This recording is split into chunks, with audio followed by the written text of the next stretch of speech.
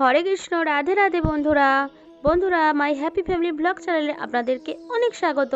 বন্ধুরা, আপনারা জানতে পারবেন যে যারা প্রকৃতপক্ষে ভগবান শ্রীকৃষ্ণের কাছে প্রার্থনা করে তাদের সাথে ভগবান শ্রীকৃষ্ণ কি করেন এবং তাদের জীবনে শ্রীকৃষ্ণের কৃপায় কি চমৎকার হয়।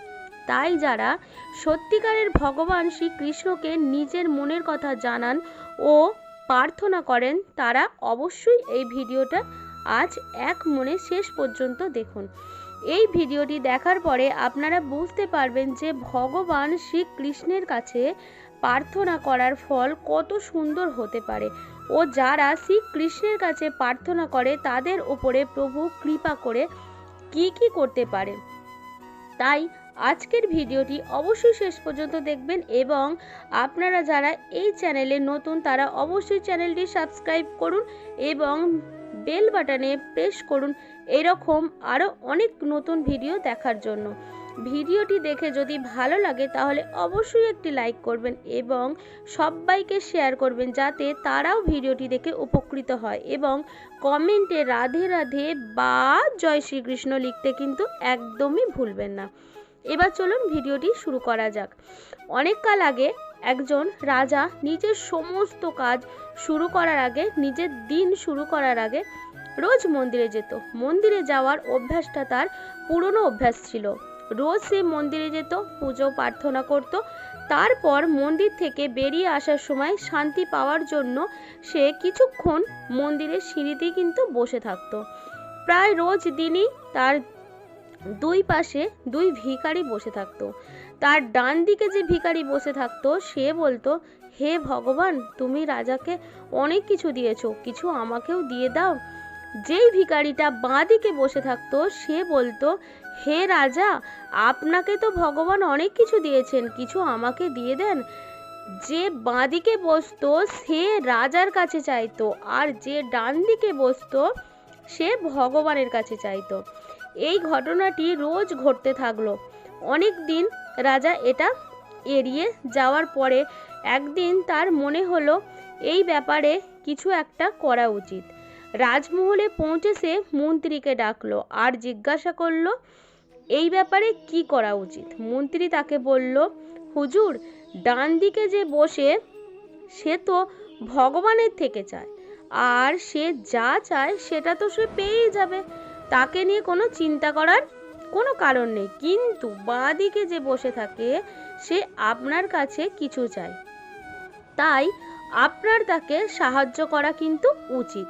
রাজা বলল, ঠিক আছে, তাহলে একটা কাজ করো, একটা বড় বাসনে ক্ষীর তৈরি করো, ভীষণ সুস্বাদু ক্ষীর, আর সেই ক্ষীরের বাসনটা নিয়ে গিয়ে সেই ভিখারিটিকে দাও যে বাঁ দিকে বসে আছে। আর একটা কাজ করো, ওই ক্ষীরের বাসনে ক্ষীরের নিচে কয়েকটা সোনার কয়েন দিয়ে দাও, কারণ যদি তুমি ওখানে সোনার কয়েনটা দিতে যাও তাহলে যে ডান দিকে বসে আছে তার খারাপ লাগতে পারে। তাই ক্ষীরের নিচেতে কয়েকটি সোনার কয়েন দাও, এতে তার জীবনটাও ভালো হয়ে যাবে। সবটা শুনে মন্ত্রী বলল, ঠিক আছে, কাজ হয়ে যাবে। সে তাড়াতাড়ি গেল এবং পূর্ণিমার সন্ধ্যাতেই সে ক্ষীরের বাসন নিয়ে মন্দিরে পৌঁছে গেল। বাঁদিকে যে ভিখারিটি বসেছিল মন্ত্রী তাকে বাসনটি দিয়ে বলল, এটা রাজামশাই আপনার জন্য পাঠিয়েছেন আজ পূর্ণিমার দিনে আপনার সাহায্য করার জন্য। ভিখারিটি খুশি হয়ে গেল। সে ডান দিকের ভিখারিটিকে খেপিয়ে বলতে লাগলো যে, দেখো, তুমি তো ভগবানের থেকে সাহায্য চাইছো আর আমি রাজার কাছ থেকে চাইলাম, রাজা আমার জন্য সাহায্য করে দিল। এত বড় বাসনে ক্ষীর সে পুরোটা কিন্তু খেতে পারতো না। পেট ভরে ক্ষীর খাওয়ার পরেও কিছুটা ক্ষীর কিন্তু তার বেঁচে গেল। সে মনে মনে ভাবলো এই বাসনটা সে কোথায় নিয়ে যাবে। তাই এই ভেবে সে ডান দিকের ভিখারিটিকে সাহায্য করতে চাইল।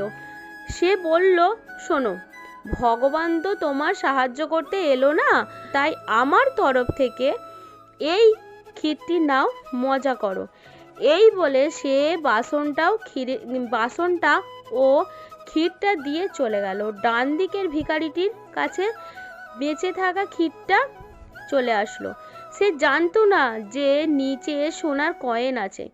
পরের দিন রাজা মন্দিরে এসে দেখলো ডান দিকের ভিখারিটি আর নেই, কিন্তু বাঁ দিকের ভিখারিটি যার জন্য সে ক্ষীর পাঠিয়েছিল সে ওইখানেই কিন্তু বসে আছে।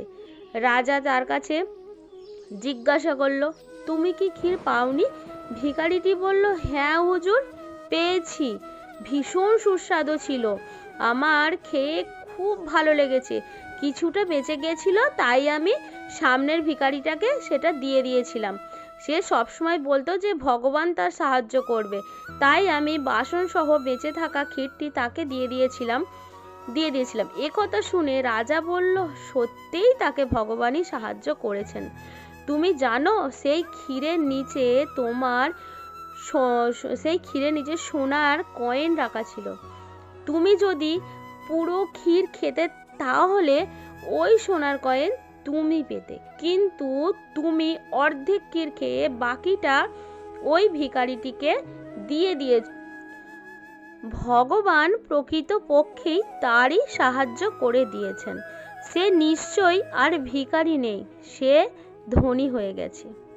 তো বন্ধুরা, এই ছোট্ট কাহিনীটি আমাদের এটি শেখায় যে যখন আপনি মন থেকে প্রার্থনা করেন, পরিষ্কার মন নিয়ে কিছু চান ভগবানের কাছে, তখন নিশ্চিতভাবে আপনি সেটা পাবেন। হ্যাঁ, এতে একটু সময় লাগতে পারে, কিন্তু ভগবান ঠিক আপনার কথা শোনেন। গীতায় ভগবান শ্রীকৃষ্ণ স্বয়ং এই কথা বলেন যে যে ব্যক্তি সব কিছু পরিত্যাগ করে আমার শরণ গ্রহণ করেন এবং আমাকে পুজো করে ও প্রার্থনা করে, তার সঙ্গ ছাড়া আমি এক মুহূর্তও থাকি না। তাই বন্ধুরা, আপনারাও যারা এক মনে প্রভুর প্রার্থনা করেন তারা নিশ্চিত থাকুন যে প্রভু আপনার মনের কথা অবশ্যই শুনছেন এবং আপনার ওপরে তার কৃপাদৃষ্টি বজায় রেখেছে। তাই কোনো কিছু নিয়ে আপনার জীবনে আর চিন্তা করার কিন্তু কোনো কারণ নেই। তো আজকের ভিডিওটা যদি ভালো লাগে অবশ্যই কিন্তু একটা লাইক, কমেন্ট, শেয়ার করবেন। আর বন্ধুরা, আপনাদেরকে বলবো যে আপনারা ভগবানের উপর বিশ্বাস রাখুন, ভগবানকে প্রচুর ভালোবাসুন, ভগবানের নাম জপ কীর্তন করুন। অবশ্যই ভগবানের কাছে প্রার্থনা অবশ্যই করতে হবে, কারণ প্রার্থনাটাই হলো সবথেকে বড়। প্রার্থনাতেই আমরা কিন্তু ভগবানের সাথে কথা বলি। তো চলুন আজকের ভিডিওটা এখানে, আবারও দেখা হচ্ছে পরের ভিডিওতে। তো ততক্ষণ আপনারা খুব ভালো থাকবেন, সুস্থ থাকবেন, সব সময় হাসি খুশি থাকবেন। হরে কৃষ্ণ, রাধে রাধে, হরি বল।